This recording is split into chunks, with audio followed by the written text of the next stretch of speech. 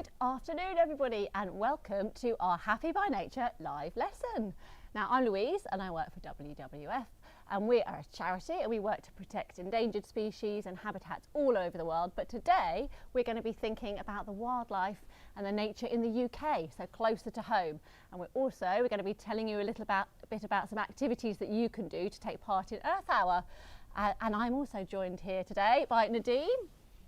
Yes, hello, I am Nadeem. I'm a bird watcher, wildlife TV presenter, writer and passionate environmental activist.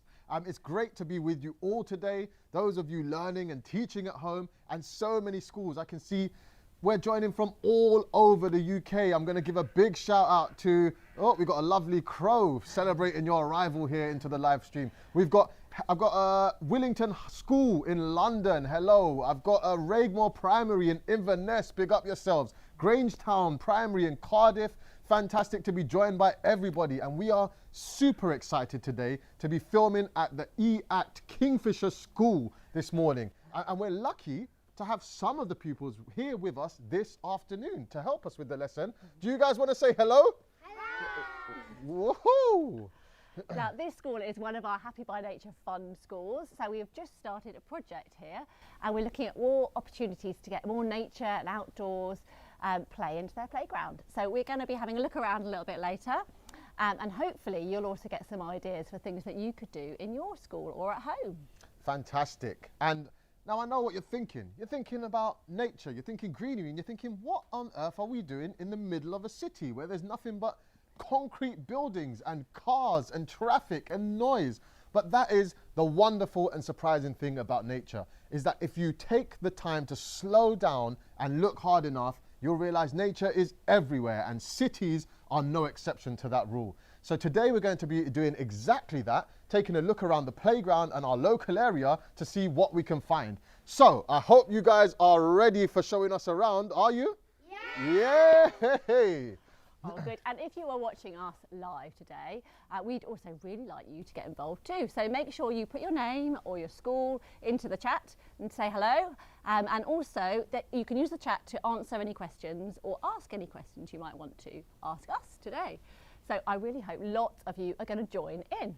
And also there's a chance for you to join us later for our drawing activity. So if you haven't done already, grab yourselves a pen, a pencil, a paintbrush, a crayon, whatever you can make colourful things appear on paper with. Grab it and join us and let your imagination run wild on the page inspired by nature. That sounds very intriguing. Yes. I look forward to that. Okay, so now in the UK there is lots and lots of very important habitats. We have all sorts of things in the UK. We have woodlands, we have streams, rivers, seas all around us. We're obviously an island, amazing grasslands as well. But our towns and cities are also home to lots of important wildlife. So wherever you are, there is always going to be some wildlife around you. Now, I have a quick question to get us thinking, get our brains in action. This is for everybody. So can you think about the UK wildlife? Think about maybe something near you, something that you might have seen, or something you'd like to see. And I want you to think about what your favourite UK wildlife is, your favourite creature, animal, bird that you can find in the UK, and also think why. Why do you really like that? Okay, so we're going to have a think ourselves. I want you to have a think and put your ideas in the comments. Okay, so we've got to give you about 20 seconds. You could actually turn to the person next to you. I'm going to turn to you, Nadeem. Okay. So if you're in a classroom, turn to the person next to you. If you're at home, turn to your parent, anybody around you. And then make sure you put your answers in the chat. Okay, so what's your favourite? Well, we'll have a chat. We'll have a chat and we'll have a think. You guys have a chat and think about what your favourite UK animal is too. Okay. Okay. Got an idea? I think I've got an idea. Yeah. Okay. Yeah. My idea. Yeah. Okay. Yeah. Cool. Right, they're having a chat. Are you going to ask me first, or shall I ask you first? It's up to you. I'll ask you first. Okay. I've got more time to think that way. Right. Okay. Have you had a thought? Have you had a think? Hope you've got something in mind. Okay. Okay. So, Louise, what is your favourite UK animal and why? Okay. I am going to say squirrel. Oh. Okay, so they might not be popular, but I actually like them. They're kind of cheeky. I like the fact they come into my garden. They actually steal all the stuff I put out for the birds, but I like them. They're clever. Very so, nice. Yeah, and maybe a red squirrel squirrel would Red be cool, squirrel, but there I've we never go. seen one. Same. I would love to see a red squirrel. That's a really good one. What Cool. about you? What about me? I'm thinking, okay, I've got so many favorite species that would be hard for me to pick one. So I'm going to say the one I feel today. Yeah. The one I feel today is called the white-tailed eagle. It is a sea eagle that's found all over the coastal areas of the UK, and through massive conservation and reintroduction efforts, their numbers are booming from a place of being nearly extinct, in fact totally extinct for 50 years in the 20th century. And it's, you know what, there's a misconception about eagles and birds of prey in general, that they are kings of the sky. And that's just false, because in birds of prey, it's the female that is actually dominant, bigger, more aggressive, more powerful.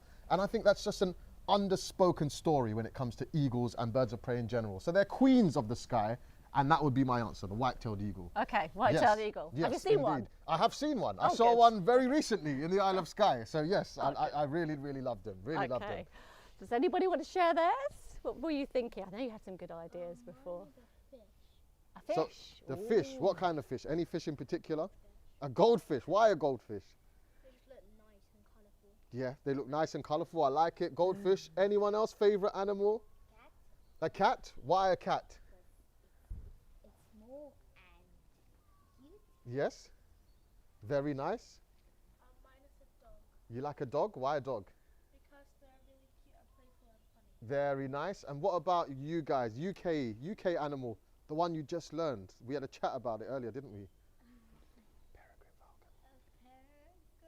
Peregrine falcon. Wow. Why and why? Because I like fast things and it goes really fast. It goes really fast. And what is it? How fast is it? The fastest in the world. The fastest in the world. It's the there we go. It's the fastest animal in the world. Brilliant. Fantastic. We'd love to hear from you in the chat about your favorite UK animals as well. There's lots of amazing ideas there, actually, and I'm going to show you another a little clip, a video, and there's going to be even more amazing wildlife that you can find in the UK, and there's some things that might surprise you. So I'm going to let you watch this while we go and have a little explore, and we'll see you in a minute. Oh, let's do it.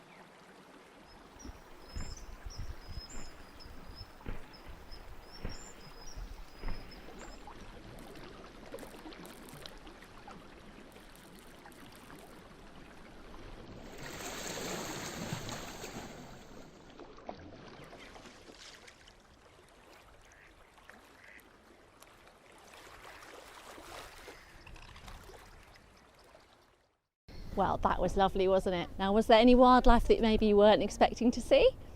I know there's quite a few that I wouldn't have thought of, but what about beavers? Now, beavers used to be widespread across the UK, and WWF are one of the organisations trying to bring them back for good. Now, today I can't guarantee we're going to see any large mammals, but let's go and have a look. We're in the playground, let's see what we can find.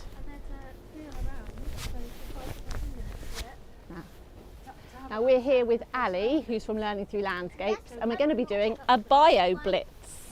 Hi everybody, hello, hi Ali. Hello. So we're going to be doing a bio blitz today. That's right, so we're over here doing a bio blitz. So what kind of things are we looking for? Yeah, bugs and insects that are around, to basically look at how much biodiversity is around, and that's a way of measuring it. So do you want to share some of the things we found today? Well, we found lots. We found snails. Already? Wow. He was a spider. Well, in morning, we found more small snails. He loves grass. Ah, fantastic. And what did you find? Oh, this is a snail already. My goodness. It's big in here. What did we find the most of today? Ladybirds. Yeah, we found a lot of ladybirds around. And a lot of snails. Yeah, Okay, well, maybe we're going to carry on having a look, but let's pass back to Nadeem, and he's gone down to the local woods to see what he can find down there. So we'll see you in a minute. Over to you, Nadeem. Thank you, Louise. So as you can see, I am here in this wonderful woodland. I love getting out at this time of year because it reminds me that even in cities, we are surrounded by life. It's springtime. And I can see wild garlic blooming, I can see daffodils, I can see bumblebees getting busy with their activities, I can see butterflies starting to pick the flowers that they want to extract sweet nectar from.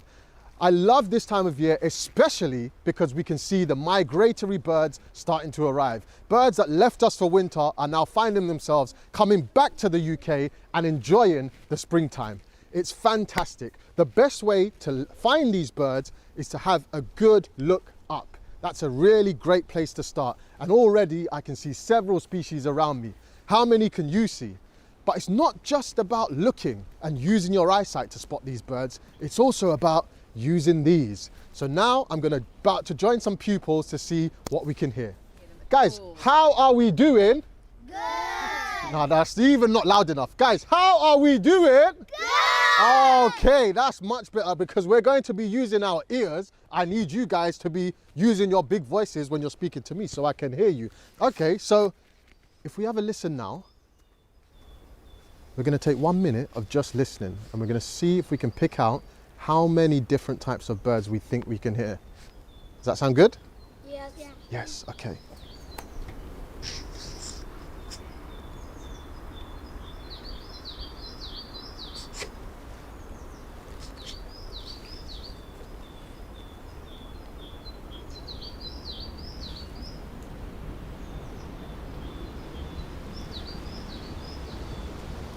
Right, so can you hear that? Do you know what that one's called? No. Okay, shall I tell you what it's called? Right, so that one is called a great tit. And you know what people say that it's saying there? Teacher, teacher, teacher, teacher. And that's the way you can remember it. So can you hear it? Yeah. That one there is the great tit. So we've heard so many birds just now and we've picked out the great tit amongst this beautiful chorus of birdsong around us. Drop your comments in the chat and let us know what else you can hear. So what sort of things do you guys think these birds are saying at this time, at springtime? They could say maybe come to my nest, like so then like home. Okay, nice, that's really cool. What else? Maybe it's a predator and they said they are saying to other birds to say to other birds to keep safe. It's two fantastic answers. I think to say come to my nest, they are looking for partners at this moment. That's precisely what spring is for. And also birds do use their voice to warn other birds around them. There might be some danger around. So you're both correct with incredible answers. Now, we've used our ears, but now it's time to use a bit of our imaginations and our visual skills, okay? Are we ready to draw a little picture of the birds that we like the most? Yes. I can't hear what they're saying, miss. Are you ready to draw some pictures of the birds we like the most? Yes! Okay. So, while these guys get started on their drawing, I've got some questions that we've been sent in. I've got Jude from Northamptonshire that asks, what's your favourite bird and why? That's a great question, and I do get asked it a lot, so I've thought about this a lot. My favourite bird is the carrion crow, also just known as the crow. It's all black, they hang out in groups, they're incredibly intelligent, so I love the crow. Thank you, Jude from Northamptonshire, for asking that. I've got another question here from Woodpecker class in Tatsfield Primary School, and they're asking, red kites are now commonplace where we live. What creature would you like to see brought back from endangered status? So red kites, as recently as the early 90s, were nearly extinct in the UK, and massive conservation efforts has made their numbers boom, and they are commonplace across the UK now. An animal or a bird species, have they asked for a bird species? They've said, what creature would I like to see brought back? I think I would like to see, I'd like to see beavers. And I know that there is great work being done at the moment to bring beavers back, particularly in London, but across the country. So for everybody that is working on those projects, big respect, big respect. That is an animal I would like to see. We've got the artist going, really, really nice. 3, 2, and 1. Brilliant, brilliant work, guys. So who wants to show theirs? I did a robin, and it's saying, hey, do you want to come? Do you want to come where? Not yet. You don't know yet? Maybe to the nest? Yeah, to the nest. I think that's brilliant. That's a great robin. And look, you've even done the little red breast that it's got. That's fantastic. Really, really nice. One more. We'll do one more. One more quick one. Yes, robins. And what are they saying? Hello. Hello. And they're saying hello to each other. That is brilliant, guys. Thank you so much. These pictures are brilliant. And if you've been joining in, why not share your picture, because we'd love to see them. And you can even use them to enter our prize draw, which we'll tell you a little bit more about in a while. So now let's get back to Louise in the playground to see what they found. Wow, I love those cartoons. I want to try that tweet translating. It looks brilliant, and you should have a go as well if you haven't already. Now, we've moved in the playground. We've come over to a slightly more concrete area, but let's go and have a look and see what everyone's found. But hi everybody. Oh my goodness, you've lifted up the AstroTurf. What have you found down here? So mostly we found worms. Worms. Yeah. 2 ladybirds, spiders. So a bigger range of bugs we saw over there, because we've just found worms here. What do you think we could do to bring the ladybirds, the beetles, all the other insects over here? We can plant. Oh, plant some new things. Yeah, so plant a range of different plants so that they attract different sorts of insects. Yeah, that would be a nice idea. Good. Okay, so you've got some lovely pictures on here, haven't you? I've seen all sorts of nice pictures that you've been doing of things that you've spotted. Yeah. Well, we found lots of different animals, but what we haven't seen is any nighttime nocturnal animals. But I'm going to show a little clip, and we all can watch it later, of some amazing wildlife that's nocturnal animals. It's a little bit prickly and a little bit shy. What do you think what it might be? Hedgehog. A hedgehog. Well, let's see if you're right. We're going to watch a David Attenborough clip from Wild London. Enjoy. I used to have a hedgehog that lived in my garden all the time, but now they're a rare sight. They're charming creatures, but not very social. Nonetheless, urban areas are the one place where their numbers have stabilised, and with a little help from us, there's hope that they might even increase. Hedgehogs can eat up to 100 grams of food in a night, and that can take quite a lot of collecting. But this one has hit the jackpot. Every evening, the owner of this garden provides a feast for them.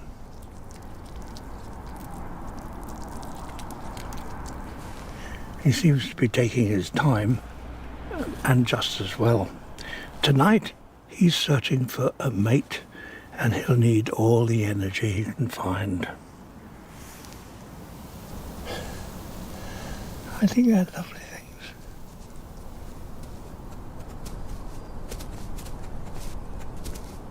London has more gardens per square mile than any other capital city, but all too often there's no way between them.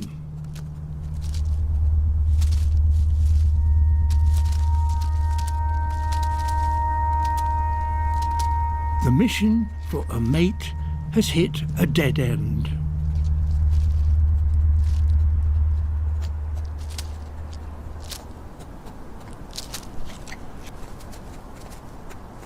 Or has it?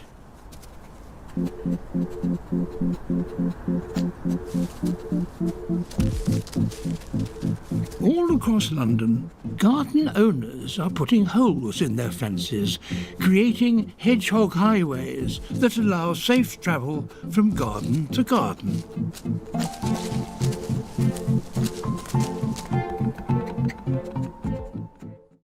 Amazing. I think a hedgehog highway is something that everybody should have or try and create. So now, Ali, the sun has come out just as the kids have got in. But I wanted to ask you, this school is part of a Happy by Nature Fund project. So you've been working a lot with the kids. What have you been doing? Yes, we have had a lovely time working through the process of change. So on day one, we looked at where are we now? So what have we got? What's great? What could be improved? And so that involved the children looking at where was windy and hot and the different temperature of the surfaces, and where they saw lots of wildlife or insects and where they didn't so much. And then today we moved on to where do we want to be? So we thought a bit about, okay, which part of the playground are we probably going to focus on to spend this money transforming, and what changes do we want to make? So the children mapped the area over there, the future secret garden as they've called it, and they looked at different changes. So they were particularly interested in growing potatoes. They got their eye on the prize, which is the chips. They loved the idea of a pond, a little stage surrounded by nature, a small shelter with kind of plants growing up, and they loved the idea of blocking the car park out with some kind of live screening like willow or bamboo. Fantastic. So there's so many ideas that actually all schools could try. So lots of ideas there, but also if you need some more inspiration, make sure you check out our Happy by Nature outdoor inspiration pages. We've got lots of free toolkits, so for parents, carers, schools, please have a look. But now we're going to go back to Nadeem because we've had lots more questions coming in. So over to you, Nadeem. Right, and that was a fantastic wander around the woods. Really enjoyed that. And now we're getting straight into some questions from all over the country from none other than you guys. And the first one is from Wellingborough, and we're asking, when do hedgehogs come out of hibernation? That's a fantastic question, and the answer is right about now, really. So after winter, when you start to notice the weather getting a bit brighter, you notice a few more insects out and about, you notice the bloom of flowers in the parks when you're taking a walk, that's the time that hedgehogs are coming out. So remember, cold, dark, wet, not really much going on. Hedgehogs don't like that. They'll be tucked away, hibernating, but when the weather starts to come out and be brighter, that's when you'll be able to see them. So don't forget that.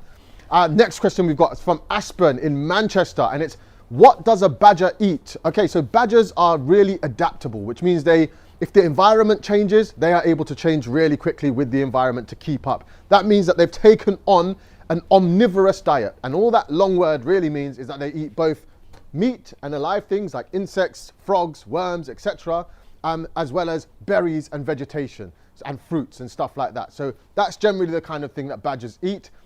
Hopefully you see one, because I've seen very few badgers in my life, but I would love to hear if you've seen any this winter and this spring and summer.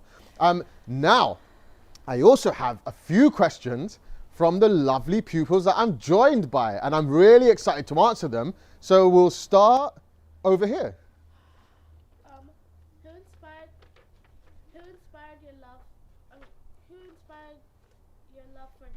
So who inspired my love for nature? I think that's a great question. Thank you for answering it. And there are two names that come to mind when I think about when I was a kid watching TV, who really gave me that drive, that inspiration to be like, wow, I want to do that. I have to mention Steve Irwin. If you don't know who Steve Irwin is, type him in on YouTube. Steve Irwin, he was an Australian guy, also known as the crocodile hunter. His passion for conservation, his ability to jump on top of crocodiles. Please don't jump on top of any crocodiles that you see ever. But he did it because he was licensed to do it, and he was the crocodile hunter. He was amazing. And I could not answer this question without mentioning Sir David Attenborough, the GOAT. Not a farm animal, that just means the greatest of all time. He's the best and has been an incredible influence on me. So thank you for that fantastic question. Next question. What advice would you give to people who live in cities to get out in nature? Amazing, fantastic question. Thank you for asking it. So what advice would I give to people wanting to get out into nature in cities? Very, very simple. The same advice I'd give to anybody that wants to get out in nature in the countryside. Just go outside, step outside. That nature can exist in that small patch of green at the end of your road, on a tree, on the street corner. Anywhere you look, you will find that if you slow down and pay attention enough, that nature will be there for you. Also, as a bird watcher, I have to say this, look up. Look up. The life isn't always just about being on the ground. If you look above, you'll be surprised at what you can see. Thank you for asking that great question. Next question. How did you become interested in bird watching? Fantastic question. Thank you for asking it. How did I become interested in bird watching? Well, that story starts a little while ago when I was very, very young. I was lucky enough to be my mum is from an island called Sri Lanka. And that isn't a place where you can't escape nature. It's literally, if we hang out our washing to dry, there are monkeys just running around taking it off of the line. If you go to the toilet in the nighttime, you might see a snake. It was just one of those places. Every evening on the walls, no matter if you're in the countryside or in a 5-star hotel in the city, there are geckos on the walls and no one bats an eyelid. It's brilliant. So when I was in a place like that where nature is just a part of the everyday life, I had to beg the question, where is the nature in the UK when I come back? And the more I looked, the more I found it. So that's what got me interested. Okay. Hi, Nadeem. Oh, Sorry, hello, I'm back. Louise. I'm You're back. I've Hello. come back. I've been looking around, but I've got some more questions for you, actually. Yeah. Sorry. Let's do it. You do a Yes. few more questions, just come in on the chat. So I have a question, which is, what is the biggest bird you have ever seen? I think that's a fantastic question. Shout out everyone in the chat. Keep your questions coming through. We'll try our best to answer them. The biggest bird I have ever seen has to be one that I saw. To be fair, the white-tailed eagle in Scotland was massive, but there's one standout one in Switzerland. I camped a night in the Alps just to see this bird, and it's called the bearded vulture or the lamb vulture, because a long time ago, farmers in that part of the world thought that they were eating lambs, but they were mistaken. They were actually, 90% of their diet is bones, actually. So they can take a whole thigh bone of an animal and swallow it whole, and their stomach acid is so strong that it just dissolves it. And it was massive. It's like 2.7 meter wingspan. That's like tall as me, isn't yeah, that's it? like me and you probably together or that sounds thereabouts. A bit scary, to be Yeah, honest. it was scary and breathtaking all at the Okay. same time. All right. Okay, we got one last question. Yes. Okay, so if you wanted schools help with conservation, what would you ask them to do? I would say to every school in the country, if you want to help with conservation, invite me round. Invite me round. I'll have a chat with everybody and I will get everybody inspired and drive action to save nature. That is the best way. Honestly, what I mean by that is like human connection to each other is the best way to foster the care for the environment, to inspire action. That's what I would say. So get involved, Yes. yeah, join other people together. Exactly, get and, involved. and join the WWF. That's another good one. Support organisations doing good work like the WWF. And actually, this weekend is Earth Hour, so it's a perfect opportunity to do something for nature. So Earth Hour it's a global movement where people come together to switch off and show their support for nature, for our natural world. Fantastic. So this is the right time to be thinking about it. And for Happy by Nature, we would love you to try and spend at least an hour maybe doing a bio blitz like we've been doing today, or you could maybe investigate some nocturnal animals, stay up late if you're allowed. You could see what you can find, maybe hedgehogs, or you might find that badger, elusive bat. badger. A bat, yes. Could be. So look out, and we would love to hear what you get up to. And if you want to, you can check out more about the things that we've been doing today on our Happy by Nature hub. So please do that. Right, and we would love to see what you've been up to. So please ask your teacher or responsible adult to share a picture of your Earth Hour activities, and we will do our utmost best to put it on our website. So go to the Earth Hour page where you can upload your image and enter the WWF prize draw, and you'll have a chance to win a wonderful nature-themed book, one of which is a signed copy of my new book called What Makes a Bird. And there is also a signed copy of Steve Backshaw's new book, My Ultimate Lethal Beast. So shout out Stevie B as well. Yeah, we've got some good prizes, but you know you can't enter. Oh, yeah. You can't win your own book. Drats. Okay, so thank you, Nadeem. Now, we've also already had some actually great entries for our Earth Hour and we've put them on the website already, so you can check them out. I know that Ellesmere College in Leicester have been amazingly busy. They've been looking for wildlife, and they've got a pond in their school, Oh, so lovely. they've been looking in there. And also we've had St Edmund's Catholic Academy, so in Wolverhampton, they've already done the BioBlitz, so Wow. they're really ahead of the game. They're really So blitzed through it. they have. So make sure that you get involved as well. Send in your entries and you might be lucky enough to win a prize. But now I'm afraid that is all that we have got time for. I know. Yeah, well, thank you all for joining, and I hope you're all feeling inspired to get out into nature and enjoy this wonderful spring we have been blessed with. Thank you to everyone at EACT, the Kingfisher School, for having us and showing us around, especially the pupils. Yay! Oh, and also a quick thanks to the BBC for letting us show that amazing clip of the hedgehogs with David Attenborough, and you can watch that, Wild London, on BBC Now. And teachers, carers, everybody, if you want to have a look and you want to send in your ideas, and we're going to send you some links about all of the things that we've been talking about today. So if you've enjoyed the lesson, make sure you can actually watch it back again if you want to. And you can also catch our old or previous lessons where we had Steve Backshaw looking at the forests and polar regions. So you can have a look at that. And coming up next, on the 9th of June, put it in your calendars, we are going to be looking at the oceans with Steve. Ooh. So we will see you then. And thanks very much. Say bye, everyone. Bye.